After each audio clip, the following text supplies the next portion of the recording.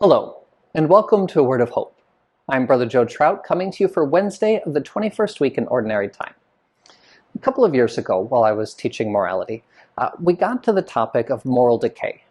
How do people become that which they would never have dreamt that they would ever be? And one of the great examples for this is Nazi Germany. That how, in fact, did many otherwise pretty normal people join in such horrendous evil? And a student in the class made a comment that initially really upset his classmates, and I had to go to a lot of work to calm them down. Because he said, if I were living in that time, I probably would have become a Nazi too. And they first, whoa, what kind of moral monster is he admitting to being? And then he followed up like, no, I'm not saying I agree with him at all. I'm saying I'm just not the kind of guy who goes against what everyone else is saying. I'm not the kind of guy who stands up for what's right when it's difficult.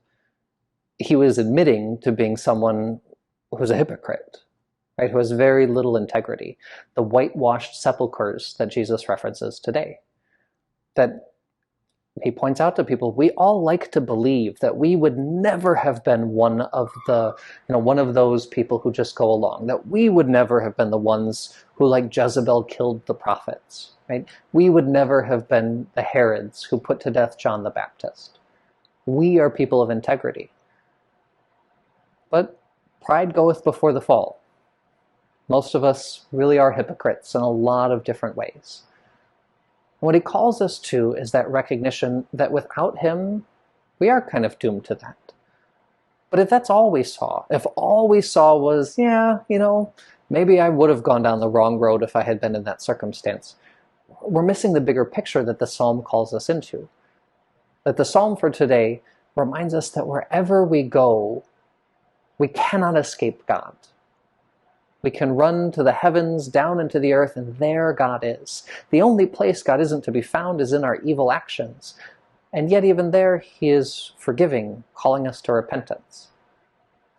So in this message, we have to see that self-knowledge isn't just, yep, I'm a hypocrite, I'm a terrible person.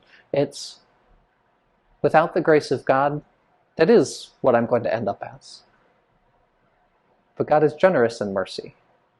God is constantly pouring out his grace that we might not be whitewashed sepulchers, that we might in fact have a new heart and a new spirit within us, and that you can look into Nazi Germany and find lots of people who did the unimaginable, and by doing the unimaginably good, who stood up, who in their death found Christ, who were willing to do what is right and good with integrity.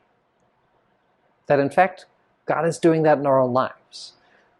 So I'd ask you today to ponder not so much repentance, as I asked yesterday, but to look for those moments in your life where God has been at work pulling you out of hypocrisy, bringing new life into you.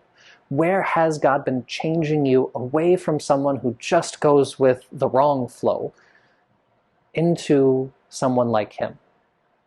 Where has God been pulling you out of the cesspool of the hypocrites into the communion of the saints? Have a wonderful day, and God bless.